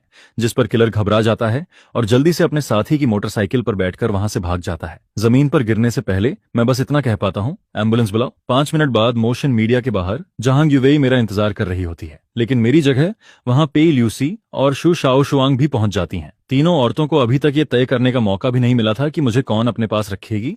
तभी कंपनी का एक एम्प्लॉय भागता हुआ आता है। उसका चेहरा पूरी तरह सफेद पड़ा होता है, जिस पर वो चिल्लाकर कहता है, झो यांग को सबवे स्टेशन पर नाइफ मार दिया गया है, बहुत खून निकल रहा है। यह सुनते ही शू शाओशुआंग की आंखों के सामने अंधेरा छा जाता है और वो वहीं जमीन पर गिर जाती है, जबकि पेई ल्यूसी की आंखें पूरी तरह बदल जाती हैं। उनमें न आंसू होते हैं, न डर, सिर्फ पागलपन और गुस्सा होता है। वो बिना कुछ बोले ठंडे चेहरे से मुड़ती है और कहती है, तुम लोग हॉस्पिटल जाओ, मैं जुआओ निंग को ढूंढने जा रही हूँ। शू श्याओ शुआंग उसे रोकने की कोशिश करती है, लेकिन पेई ल्यूसी बिना एक्सप्रेशन के कहती है, जिसने उसे चोट पहुंचाई है मैं उसे टुकड़ों में तोड़ दूंगी। जिस पर शू श्याओ शुआंग उसे नहीं रोकती। वो सिर्फ अपना फोन निकालती है, क्योंकि उसे पता होता है कि जोयांग पर हुए इस अटैक के बाद क्लाउड सिटी पूरी तरह बदलने वाली है। एम्बुलेंस के अंदर झांग युवेई मेरा हाथ कसकर पकड़े रहती है। वो रोते हुए बार बार कहती है, अगर तुम्हें कुछ हो गया तो मैं भी नहीं जीऊंगी। जिस पर मैं मुश्किल से मुस्कुराता हूँ और उसे कहता हूँ, पेई ल्यूसी मुझे मरने नहीं देगी, चिंता मत करो। डॉक्टर की जांच के बाद पता चलता है कि नाइफ पर कोई पॉइजन नहीं था। यह सुनकर मैं राहत की सांस लेता हूँ। फिर मैं मुश्किल से अपना खून से भरा हाथ उठाता हूँ और कहता हूँ, मैंने उसके हाथ की स्किन अपने नाखूनों में फंसा ली थी, उसमें उसका डीएनए होगा। जल्दी से एविडेंस कलेक्ट करो, चाहे मेरे अंदर सिर्फ एक सांस ही क्यों ना बची हो। जिसने मुझे मारने की कोशिश की है, मैं उसे इसकी कीमत जरूर चुकवाऊंगा। क्लाउड सिटी में रेड डार्क ग्रुप को सबसे ताकतवर अंडरग्राउंड फोर्स माना जाता है, जिसने खुद को सबसे अच्छे तरीके से साफ इमेज में बदल लिया था। और उस ग्रुप की रूलर जुआओ निंग सिर्फ 31 साल की थी। वो क्लाउड सिटी की सबसे अमीर लोगों में से एक थी। इसी समय ये पुरानी अंडरवर्ल्ड क्वीन शीशे के सामने खड़ी होकर खुद को तैयार कर रही होती है, उस आदमी से मिलने के लिए जिससे वो सबसे ज्यादा प्यार भी करती है और सबसे ज्यादा नफरत भी, जोयांग। वो अपने पुराने सख्त कपड़े उतार देती है और उनकी जगह एक लाल रंग की टाइट ड्रेस पहनती है, जिसे देखकर कोई भी आदमी अपना होश खो दे। लेकिन फिर भी जोयांग उसके सामने नहीं आता। मेरा इंतजार करने वाली ऑफिस में घुसकर आई हुई पेई ल्यूसी होती है। वो सीधे जुआओ निंग के सामने जाकर कहती है, सही कहा, सिर्फ तुम ही उसे कंट्रोल कर सकती हो, उसे हॉस्पिटल पहुंचा दिया गया है। जिस पर पेई ल्यूसी ठंडे चेहरे से आगे कहती है, किसी ने उसे नाइफ मार दिया है। यह सुनते ही जुआओ निंग के चेहरे पर मौजूद 5वीं बहन वाली नरमी एक पल में गायब हो जाती है और उसकी जगह भयानक गुस्सा आ जाता है। जिस पर वो धीरे से कहती है, जिसने भी उसे हाथ लगाया है याओ नियांग उसे अपने हाथों से खत्म करेगी। पिल्यूसी मानती है कि उसकी पहुंच अंडरग्राउंड ब्लैक मार्केट तक नहीं है, इसलिए मजबूरी में वो अपनी पुरानी दुश्मन जुआओ निंग के पास आती है। जिस पर जुआओ निंग ठंडी आवाज में कहती है, लगता है कुछ लोग 12 घंटे के अंदर मेरा नाम भूल गए हैं। ठीक है, मैं उन्हें फिर से याद दिलाती हूँ। उसी समय हॉस्पिटल में मेरी सर्जरी अभी खत्म हुई होती है और जब पुलिस मुझसे सवाल करती है, तब मैं हैरानी वाली शांति के साथ जवाब देता हूँ। मैं कहता हूँ, किलर का डीएनए मेरे नाखूनों में होना चाहिए, शायद वो तुम्हारे काम आए। ऐसा लग रहा होता है जैसे पुलिस पहले भी ऐसे केसेस देख चुकी है। जिस पर वो जल्दी से बात खत्म करती है और फिर वहां से चली जाती है। पुलिस के जाने के बाद मैं हॉस्पिटल बेड पर लेटकर चैन की सांस लेता हूँ। लेकिन मैं इतना शांत क्यों हूँ, इसकी वजह मूवीज नहीं है। असल वजह यह है कि 6 साल पहले मैंने सच में किसी को मार दिया था और उस काम में मेरी पार्टनर मेरी एक्स गर्लफ्रेंड जुआओ निंग थी। जैसे ही मुझे जुआओ निंग का नाम याद आता है, मेरे पूरे शरीर में ठंडक दौड़ जाती है और उसके साथ एक अजीब सा गुस्सा और डर भी वापस आने लगता है, क्योंकि 6 साल पहले जो हुआ था वो मेरी यादों में किसी जलते हुए निशान की तरह छपा हुआ है, जिस पर मैं मन ही मन कसम खाता हूँ, चाहे कुछ भी हो जाए मैं उससे मिलने नहीं जाऊंगा। क्योंकि अगर मैंने उसे फिर से देखा तो बड़ी मुश्किल से उससे दूर बनाई हुई मेरी जिंदगी पूरी तरह टूट जाएगी। इसी बीच झांग युवेई हाथ में खाना लेकर वार्ड में आती है। वो मेरे पास आकर कहती है, तुम्हारा फेवरेट खाना लेकर आई हूँ। जिस पर मैं तुरंत पूछता हूँ, सिस्टर वेई, पी ल्यूसी और शू श्याओ शुआंग कहाँ हैं? वो दोनों क्यों नहीं आई? मैं पूछना तो चाहता हूँ कि वो दोनों आखिर कहाँ गई हैं, लेकिन झांग युवेई मेरी सारी आदतें पहले से समझती है। जिस पर वो मुझे घूर कर कहती है, उनके पास जरूरी काम है, तुम बस यहाँ चुपचाप लेटे रहो। भले ही वो बात को कैजुअली टाल देती है, लेकिन मुझे साफ महसूस होने लगता है कि क्लाउड सिटी में कुछ बहुत बड़ा शुरू हो चुका है। और मेरा अंदाजा सही निकलता है, क्योंकि इस समय पूरा क्लाउड सिटी हिल चुका होता है। ऊपर से देखने पर मेरे नाम से जुड़े 30 से ज्यादा टॉपिक्स हॉट सर्च में चल रहे होते हैं, और उससे भी ज्यादा शॉकिंग बात यह होती है कि ऑब्सिडियन ग्रुप अचानक 10 मिलियन का रिवॉर्ड अनाउंस कर देता है। जो भी उस किलर के बारे में कोई जानकारी देगा उसे सीधे 10 मिलियन मिलेंगे, जिस पर पूरे शहर के लोग पागल हो जाते हैं। अब लोग सिर्फ इंसाफ के लिए नहीं, बल्कि अपनी जिंदगी बदलने वाले उस पैसे के लिए भी किलर को ढूंढ रहे होते हैं। और सिर्फ शहर की नॉर्मल दुनिया ही नहीं, क्लाउड सिटी की अंधेरी दुनिया भी हिल चुकी होती है। हर छोटे बड़े गैंग का बॉस एक जगह जमा होता है और उन्हें इतना चुप कराने वाला सिर्फ एक इंसान होता है, जुआओ निंग। एक पुराने अंडरग्राउंड हाइडआउट में जुआओ निंग अब फिर से अपनी पुरानी पहचान में लौट चुकी होती है। वो अपना सूट पहन चुकी होती है और अब वो किसी अमीर बिजनेस वुमन की तरह नहीं, बल्कि गोस्ट चेन गैंग की रदरलेस बॉस लग रही होती है। तभी श्यूकाई नाम का एक आदमी अपने साथियों के साथ अंदर आता है। वो न सिर्फ बेअदबी से बात करता है, बल्कि जू निंग का मजाक उड़ाने की भी कोशिश करता है। जिस पर वो हंसते हुए कहता है, झूनिंग, तुम्हारा इतना गुस्सा देखकर लगता है कि तुम अभी भी वही पुरानी औरत हो। यह सुनते ही झूनिंग की आंखें ठंडी हो जाती हैं। वो धीरे से कहती है, तुमने मुझे गाली देने की हिम्मत की, लगता है तुम जीना नहीं चाहते। शू कै अभी अपनी जगह से उठता ही है कि अगले ही पल पीछे से एक स्वॉर्ड उसके शरीर को पार कर जाती है, जिस पर शू काई वहीं जम जाता है और जुआओ निंग उसे ऐसे देखती है जैसे वो कोई इंसान नहीं, सिर्फ कूड़े का ढेर हो। वो बिना कुछ कहे सिर्फ अपने एक्शन से सबको बता देती है कि क्लाउड सिटी में अभी भी असली रूल उसी का चलता है। फिर वो धीरे से हाथ हिलाती है और शियुकाई की बॉडी जमीन पर गिर जाती है, जिस पर वो बाकी लोगों से कहती है, अगर कोई मुझे छूने की बात करेगा तो उसका यही हाल होगा। बाकी 4 गैंग बॉसेस ये देखकर इतने डर जाते हैं कि वो अपना सिर तक उठाने की हिम्मत नहीं करते। इसके बाद जुआओ निंग वापस शांत होकर अपनी चेयर पर बैठ जाती है, लेकिन उसके चेहरे का गुस्सा अभी भी खत्म नहीं हुआ होता। वो धीरे से कहती है, 4 घंटे के अंदर पता करो जिसने झोयांग पर अटैक किया वो किसके नीचे काम करता है। अगर तुम लोगों ने पता लगा लिया तो गोस्ट यिन गैंग तुम्हें अपना टेरिटरी दे देगा, लेकिन अगर नहीं पता लगा पाए तो फिर तुम्हारा एंड शुका जैसा होगा। यह सुनते ही पूरे क्लाउड सिटी की अंडरग्राउंड दुनिया पागलों की तरह किलर को ढूंढने में लग जाती है। और इसी समय मैं हॉस्पिटल में बेड पर बैठा हुआ झांग युवेई के छिले हुए एप्पल खा रहा होता हूँ। तभी झांग युवेई कहती है, शु शाओशुआंग ने ऑब्सीडियन ग्रुप से 10 मिलियन का रिवॉर्ड निकलवा दिया है। यह सुनकर मैं थोड़ा खुश हो जाता हूँ, क्योंकि मुझे लगता है कि कम से कम वो लोग मेरी फिक्र कर रहे हैं। लेकिन झांग युवेई तुरंत मेरी तरफ देखकर कहती है, तुम सच में बहुत बड़े स्कमबैग हो। तुम्हारी वजह से मीडिया, पूरे क्लाउड सिटी के लोग और यहाँ तक कि गैंगस्टर्स भी पागल हो चुके हैं। जिस पर मैं अचानक रुक जाता हूँ, क्योंकि उसके मुंह से निकला हुआ गैंगस्टर वाला वर्ड मुझे अजीब लगता है। मैं तुरंत उसकी तरफ देखता हूँ। झांग युवेई का चेहरा एक पल के लिए घबरा जाता है और फिर वो जल्दी से दूसरी तरफ देखने लगती है, जिस पर मेरे शरीर में ठंडी लहर दौड़ जाती है। मैं तुरंत बेड के पास की रेलिंग पकड़ लेता हूँ, क्योंकि मैं जुआओ निंग को बहुत अच्छे से जानता हूँ। अगर वो सच में इस मामले में उतर गई है तो वो किलर को पुलिस के हवाले नहीं करेगी, वो सच में उसे मार डालेगी। उसी समय रेड गूस लोन कंपनी के अंदर यूलिन सोसाइटी का तीसरा बॉस लूसन अपने 2 आदमियों पर गुस्सा कर रहा होता है। ये वही 2 लोग होते हैं जिन्होंने मुझ पर अटैक किया था। उनमें से एक ने मुझे नाइफ मारा था और दूसरा बाहर मोटरसाइकिल लेकर इंतजार कर रहा था। वो तो लालच में आकर मेरे ऊपर अटैक करने वाले उन दोनों लोगों का सिर भी ऑब्सीडियन ग्रुप को बेचकर 10 मिलियन का रिवॉर्ड लेना चाहता था। लेकिन तभी उसे बॉस वांग चेनक का फोन आता है और जैसे ही उसे पता चलता है कि 6 साल से गायब जुआओ निंग भी खुद लोगों को ढूंढने निकल चुकी है, वो सीधे डर के मारे जमीन पर गिर जाता है। जिस पर लू वॉल तुरंत फैसला करता है, हमें अभी इसी वक्त यहाँ से निकलना होगा। ये जगह अब सेफ नहीं है। लेकिन मोटरसाइकिल चलाने वाला उसका छोटा साथी उसके साथ मरना नहीं चाहता था, जिस पर वो चुपके से ऑब्सीडियन ग्रुप को फोन कर देता है और कुछ ही देर में सारी जानकारी शो शाओशुआंग तक पहुंच जाती है। वो घृणा से हंसती है और पुलिस को फोन करने के बजाय सीधा उनकी लोकेशन जुआओ निंग को भेज देती है, क्योंकि वो चाहती है कि कानून से पहले वो कमीने लोग असली नरक का दर्द महसूस करें। उसी समय यूलिन सोसाइटी का बॉस वांग चेन अभी भी के टीवी में बैठा हुआ होता है। उसकी गोद में एक लड़की होती है और वो शराब पीते हुए गाना सुन रहा होता है। वो अभी भी अपने मजे में डूबा होता है और सोच रहा होता है कि घोस्ट यिन नान्या कोहियन गैंग का एरिया अब उसका हो जाएगा। लेकिन तभी कि टीवी का दरवाजा खुलता है और जुआओ निंग अंदर आती है, जिस पर वांग चेनक का चेहरा एकदम सफेद पड़ जाता है। उसकी जान जैसे शरीर से निकल जाती है। वो कांपते हुए कहता है, सिस्टर जुआओ, आप यहाँ कैसे? जिस पर झू निंग ठंडी मुस्कान के साथ कहती है, काफी मजे कर रहे हो, लाओ वांग। वांग चेन जल्दी से कहता है, सिस्टर जुआओ, मैं अपनी जान की कसम खाता हूँ, ये काम मेरे आदमी ने नहीं किया। यह सुनकर जुआओ निंग हंस पड़ती है, लेकिन उसकी हंसी में गुस्सा साफ दिखाई देता है। फिर वो उसके सामने एक वॉइस रिकॉर्डर फेंक देती है। उस रिकॉर्डर के अंदर लू वॉल की आवाज होती है। वो भागने की बात कर रहा होता है, जिस पर वांग चेन वहीं जमीन पर बैठ जाता है। उसे यकीन ही नहीं होता कि अभी जो बात उसने बोली थी उसके आदमी ने उसी पल उसे झूठा साबित कर दिया। फिर जुआओ निंग सिर्फ इतना कहती है, इसे ले जाओ। उसी समय लू वॉल उन दोनों लोगों को लेकर शहर से बाहर भागने की कोशिश कर रहा होता है, लेकिन उनकी कार स्टार्ट होने से पहले ही 2 बड़े ट्रक्स आकर रास्ता रोक देते हैं, जिस पर 1 दर्जन से ज्यादा आदमी हाथ में सोर्ड्स और हथियार लिए हुए उन्हें चारों तरफ से घेर लेते हैं। उन लोगों को देखकर लू वॉल पूरी तरह टूट जाता है। उसे समझ आ जाता है कि अब बचने का कोई रास्ता नहीं है, जिस पर वो चुपचाप कार से बाहर निकल आता है। इसी बीच हॉस्पिटल के कमरे में शाओशुआंग चुपचाप मेरे पास बैठी होती है। वो अपना सिर नीचे करके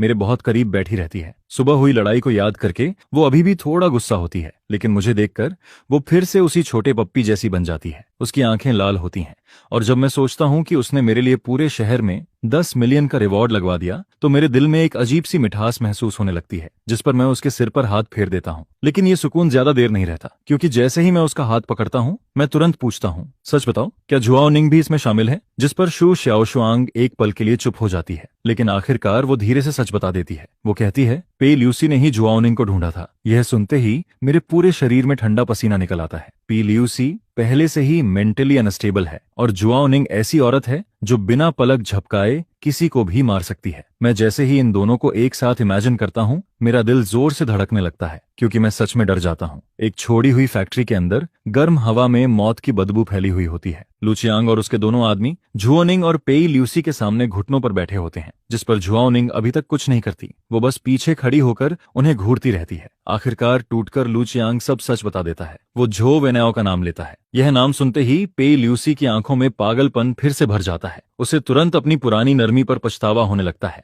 वो सोचती है कि उसने झो वेनाओ को छोड़कर गलती की, जिस पर वो ठंडी आवाज में कहती है, मुझे एक नाइफ दो। उस पल ये फेमस एक्ट्रेस पूरी तरह बदल जाती है। वो किसी बदला लेने वाली शैतान जैसी लगने लगती है। वो नाइफ पकड़कर लू चियांग और उसके आदमी की तरफ बढ़ने लगती है। उसके शरीर से निकलती हुई खून की प्यास वहां मौजूद हर इंसान को डरा देती है। लेकिन जैसे ही वो नाइफ उठाती है, तभी उसका फोन बज जाता है, जिस पर फोन की स्क्रीन पर मेरा नाम दिखाई देता है। मेरी आवाज सुनते ही उसकी आंखों का वो लालपन धीरे धीरे कम होने लगता है। वो तुरंत अपनी आवाज नरम करके कहती है, जोयांग, तुम्हारी चोट कैसी है? लेकिन दूसरी तरफ मैं बहुत गुस्से में होता हूँ। मैं बिना कुछ घुमाए सीधे कहता हूँ, अगर तुमने किसी को मारा तो फिर कभी मुझसे मिलने मत आना। पी ल्यूसी जैसी पागल लड़की के लिए ये बात किसी सजा से कम नहीं होती। जिस पर वो मजबूरी में बहुत दुखी होकर अपने गुस्से को रोक लेती है। फिर वो फोन जुआओ निंग को दे देती है, जिस पर फोन हाथ में लेते ही ये अंडरवर्ल्ड क्वीन तुरंत अपनी आवाज बदल देती है। वो हंसते हुए कहती है, डियर, क्या तुम मुझे मिस कर रहे थे? लेकिन मैं उसे भी गुस्से में डांटना शुरू कर देता हूँ। मैं उसे साफ कहता हूँ कि अगर उसने कुछ गलत किया तो मैं उससे हमेशा के लिए दूर हो जाऊंगा। लेकिन हैरानी की बात यह होती है कि जुआओ निंग को बिल्कुल भी गुस्सा नहीं आता, बल्कि उसका चेहरा हल्का लाल हो जाता है और वो अंदर ही अंदर और ज्यादा खुश होने लगती है, क्योंकि जितना ज्यादा मैं उसे डांटता हूँ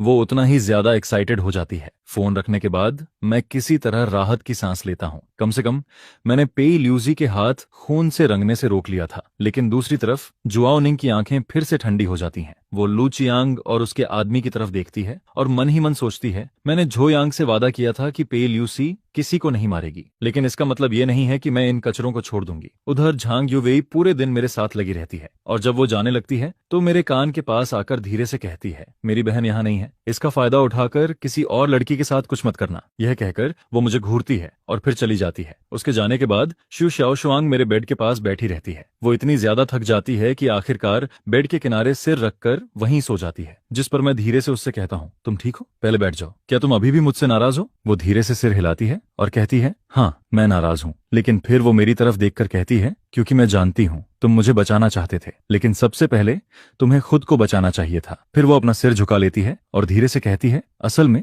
ये सब मेरी गलती है। अगर मैं झो वेनायाओ को पूरी तरह खत्म कर देती तो शायद ये सब कभी नहीं होता। झो वेनायाओ ही मर्डरर है, उसी ने पैसे खर्च किए थे। उसने मुझे लाल आंखों के साथ बताया था कि मैन मास्टरमाइंड झो वेनायाओ ही है, बस वो 6 साल पहले वाली अगली फैमिली रिवेंज लेने नहीं आई है।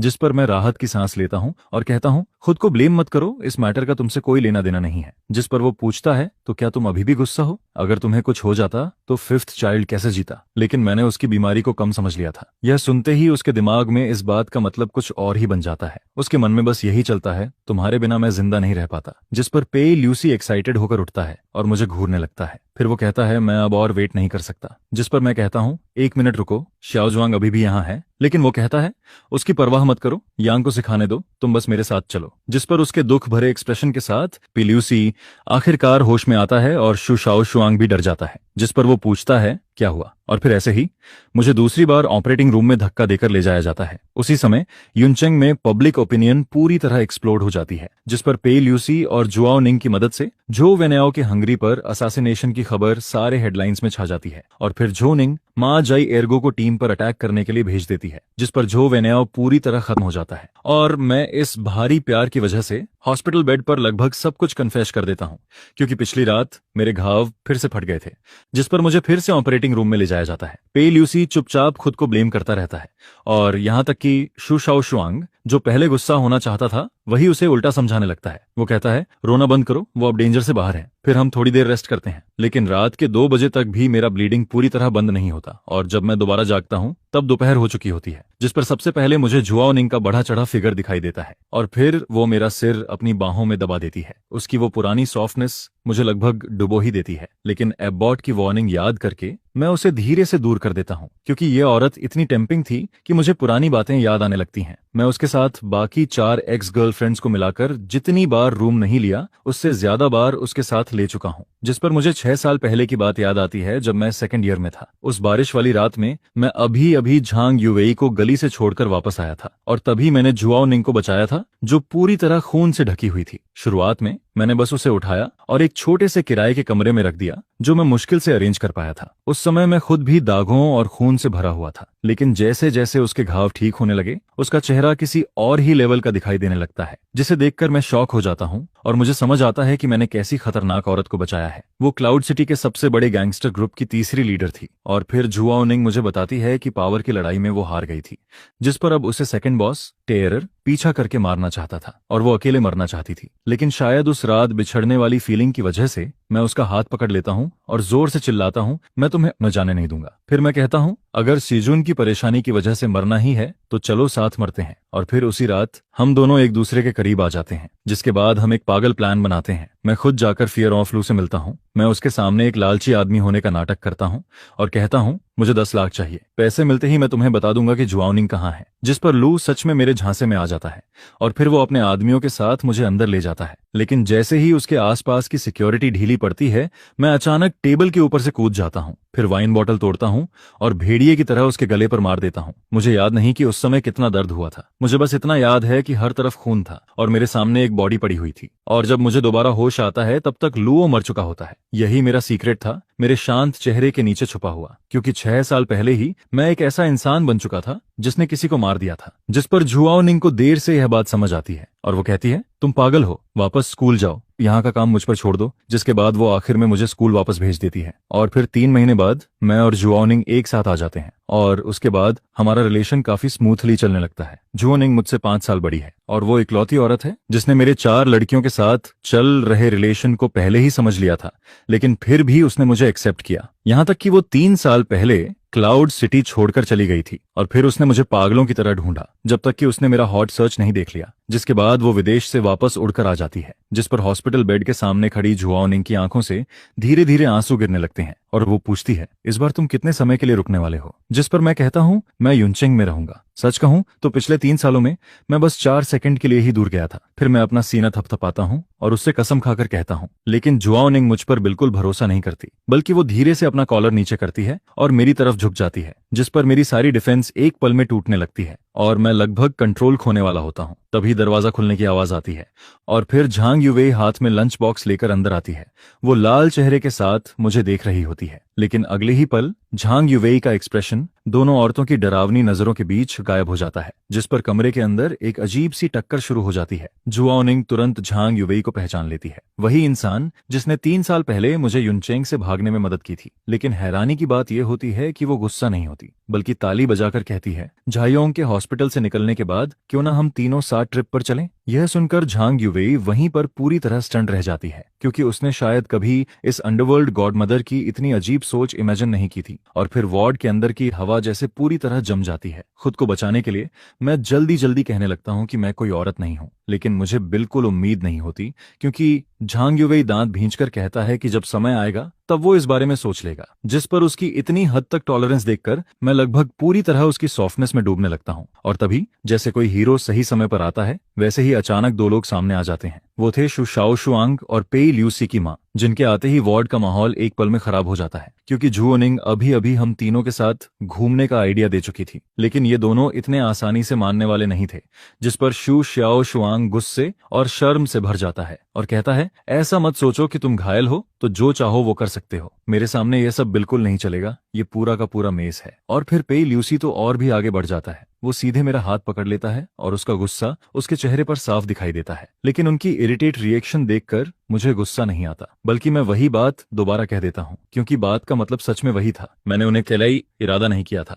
जिस पर जुआओ निंग जानबूझकर अपना कॉलर थोड़ा नीचे कर देती है और फिर वो अपनी चेस्ट मेरी तरफ झुकाकर कहती है, जुयांग, तुम्हें कौन ज्यादा पसंद है, मैं या फिर सिस्टर शाओशुआंग? जिस पर इंस्टिंक्ट की वजह से मेरी नजर वहीं अटक जाती है और इसी बार मैं सच में पूरी तरह फंस जाता हूँ। जिस पर जुआओ निंग हंसने लगती है और कहती है, झाओ यांग, तुम सच में बिल्कुल भी सीधे इंसान नहीं हो। और फिर लड़कियों की चिल्लाने की आवाज के बीच मेरा घाव उम्मीद के मुताबिक फिर से खुल जाता है। इसके बाद हॉस्पिटल में बिताए गए 10 दिनों के दौरान झो वेन्याओ ऐसे गायब हो जाती है जैसे हवा में खो गई हो। पुलिस उसकी सारी प्रॉपर्टी फ्रीज कर देती है और उसके खिलाफ वारंट भी जारी हो जाता है। जिस पर जुआओ निंग और शु शाओशुआंग भी पूरे क्लाउड सिटी में उसे ढूंढते रहते हैं, लेकिन उन्हें उसका कोई पता नहीं चलता। फिर जिस दिन मुझे हॉस्पिटल से डिस्चार्ज किया जाता है, उसी दिन जुआओ निंग का फोन आता है और वो हल्की सी हंसी के साथ मुझे बताती है कि झो वेन्याओ मिल गई है और उसे पुलिस स्टेशन वापस ले जाया गया है। जिस पर मैं पूछता हूँ वो कहाँ मिली। तब पता चलता है कि भागते समय झो वेन्याओ को उसकी एक फीमेल फैन पहचान लेती है। वो फैन बाहर से छोटी और मासूम दिखती थी, लेकिन अंदर से बिल्कुल अलग थी। शुरुआत में उसने झो वेन्याओ के साथ बहुत पॉलिटली बिहेव किया, लेकिन बाद में जब झो वेन्याओ उसके साथ रहने लगी, तब उस फैन ने उसे ड्रग्स दे दिए और आयरन चेन से बांध दिया। इसके बाद पूरे 8 दिनों तक झो वेन्याओ, जो पहले सबकी नजरों में आइडल थी, अब एक कोने में बंद खिलौना बनकर रह जाती है। वो हर दिन सिर्फ डॉग बाउल में बचा हुआ खाना खाती है और फिर एक दिन दरवाजा दोबारा खुलता है, जिस पर अंदर कई और फीमेल फैंस आ जाती हैं। उन सबकी आंखों में पागलपन भरा होता है। वो रोते हुए चिल्लाती हैं, मेरा भाई सिर्फ हमारा है, सिर्फ हमारा। और फिर वो झो वेन्याओ के साथ बुरी तरह बिहेव करने लगती हैं, जिस पर झो वेन्याओ का दिमाग आखिरकार पूरी तरह टूट जाता है। उसे पहली बार समझ आता है कि वो जिन फैंस को हमेशा कंट्रोल करती थी, वही आज उसके लिए सबसे बड़ा डर बन चुके हैं। जिस पर वो हिस्टेरिकल होकर हंसने लगती है और चिल्लाकर कहती है, तुम सब इडियट्स हो। मैंने कभी सच में तुम लोगों की परवाह नहीं की। अगर तुम्हारे पास पैसे नहीं होते तो मैं कभी तुम्हारे साथ इतना बोरिंग ड्रामा नहीं करती। यह सुनते ही उन फीमेल फैंस की दुनिया पूरी तरह टूट जाती है और फिर वो गुस्से में पास रखा डॉग बाउल उठाकर उसके सिर पर मार देती हैं, जिसके बाद वो सब उसके ऊपर टूट पड़ती हैं। लगभग उसी समय पुलिस वहां पहुंच जाती है, लेकिन जब वो दरवाजा तोड़कर अंदर जाती है तो सामने का नजारा देखकर सब सन्न रह जाते हैं, क्योंकि वहां की फीमेल फैंस पूरी तरह पागल हो चुकी होती हैं और झो वेन्याओ के साथ बुरी हालत कर रही होती हैं। जिस पर झो वेन्याओ पूरी तरह मेंटली टूट चुकी होती है और यहां तक कि वो फीमेल फैंस पुलिस के आने के बाद भी उन पर पागलों की तरह अटैक करने लगती हैं। फिर बाद में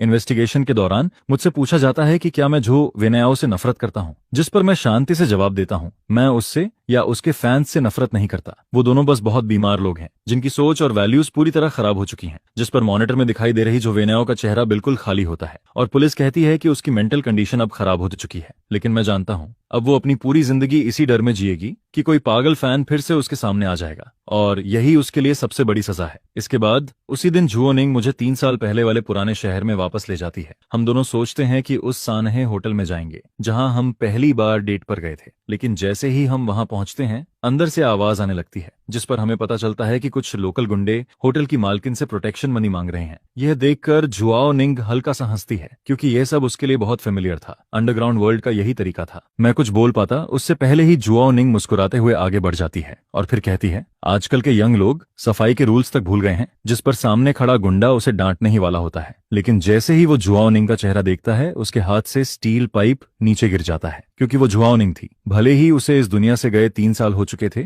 लेकिन इस जगह पर आज भी उसका नाम सुनकर लोग डरते थे। जिस पर वो सारे गुंडे डरकर वहां से भाग जाते हैं और फिर हम दोनों उसी पुराने विंडो सीट पर जाकर बैठ जाते हैं। लेकिन तभी जुआओ निंग का फोन बजने लगता है। वो कुछ देर तक फोन को देखती रहती है और फिर उसका चेहरा धीरे धीरे सीरियस हो जाता है, जिस पर वो अपना फोन मेरी तरफ बढ़ाती है और तब मुझे पता चलता है कि शु शाओशुआंग के पिता ने अपने बिजनेस के घाटे को भरने के लिए उसकी शादी कहीं तय कर दी है। जिस पर जुआओ निंग मेरी तरफ देखकर कहती है, लगता है तुम्हारी छोटी बहन को जबरदस्ती किसी और से शादी करनी पड़ेगी, या फिर क्या वो भी मेरी तरह तुम्हारी औरत है? ये कोई सौदेबाजी का सामान नहीं है। मेरी मदद करो, पे ल्यूसी और झांग युवेई से कांटेक्ट करवाओ, क्योंकि जब वो सब मेरे साथ चलना चाहते हैं तो फिर हम सब मिलकर इस क्लाउड सिटी का आसमान बदल देंगे। क्लाउड सिटी होटल की सबसे ऊपर वाली फ्लोर पर शादी के नाम पर एक बैंक्वेट चल रहा होता है, लेकिन असल में वहां एक टेकओवर होने वाला होता है, जिस पर शु शाओशुआंग झू मो के साथ अपने पिता के पास बैठी होती है और सामने वही लोग बैठे होते हैं जिनसे उनका कर्ज जुड़ा हुआ था। फिर जैसे ही रिंग एक्सचेंज होने वाली होती है, बैंक्वेट हॉल का दरवाजा जोर से खुल जाता है, जिस पर मैं 3 साल की दूरी और 20 दिनों की तैयारी के बाद बिल्कुल शांत चेहरे के साथ अंदर चला आता हूँ। और मेरे पीछे कोई आर्मी नहीं होती, बल्कि क्लाउड सिटी की सबसे खतरनाक और सबसे अमेजिंग 3 औरतें खड़ी होती हैं, जिस पर जुआओनिंग अपने ब्लैक सूट पहने आदमियों के साथ हॉल के सारे एग्जिट ब्लॉक कर देती है और फिर वो मुस्कुराकर कहती है, आज यहाँ कोई डील नहीं होगी, मैं इस जगह पर होने वाला हर ट्रेड रोक दूंगी। इसके बाद पेई ल्यूसी सामने खड़ा होता है। चारों तरफ मीडिया के कैमरा फ्लैश हो रहे होते हैं, लेकिन वो बिना डरे मेरा हाथ पकड़ लेता है और फिर सबके सामने अनाउंस करता है कि झो वेनेओ खत्म हो चुकी है और अब जो भी मेरे आदमी को छूने की कोशिश करेगा वो सीधे मेरे खिलाफ जाएगा। जिस पर झांग युवेई भी आगे आता है। उसके हाथ में एक इन्वेस्टमेंट कॉन्ट्रैक्ट होता है और फिर वो बिल्कुल शांति से सामने बैठे हेयाओ ग्रुप के लोगों से कहता है, तुम्हारा सारा कर्ज हमारी मीडिया कंपनी और होंगान ग्रुप मिलकर चुका देंगे। यह सुनते ही शु श्याओ शुआंग खुद को रोक नहीं पाती और सीधे भागकर मेरी बाहों में आ जाती है। इस बार किसी ने भी मुझ पर किसी का दिल चुराने का इल्जाम नहीं लगाया और फिर देर रात जब यह सारा हंगामा खत्म हो जाता है तब मैं वापस उस छोटे से किराए के घर में लौटता हूँ। लेकिन अब वहां हर तरफ 4 औरतों की मौजूदगी और उनकी खुशबू फैली होती है, जिस पर मैं चुपचाप अपने दिल में मान लेता हूँ कि इन चारों के साथ पूरी जिंदगी बिताने का जो माहौल है वो अब पहले जैसी टेंशन से बदलकर एक अजीब सी हार्मनी में बदल चुका है। और फिर मैं सोफा के बीच में बैठा होता हूँ और मेरे सामने वो 4 चेहरे होते हैं जिन्हें देखकर किसी का भी दिल भर जाए, जिस पर मैं अपने मन में समझ जाता हूँ कि ये अब वो 4 नाव नहीं है जो कभी भी डूब सकती थीं, बल्कि ये एक ऐसा नरम पिंजरा है जिससे मैं अब कभी निकल नहीं पाऊंगा। और सच कहूं तो अब मैं निकलना भी नहीं चाहता। क्लाउड सिटी की रात अभी भी उतनी ही खूबसूरत और डेंजरस लगती है और मेरी यह शूरा फील्ड वाली कहानी अब जाकर अपने सबसे बड़े चैप्टर में एंटर करती है।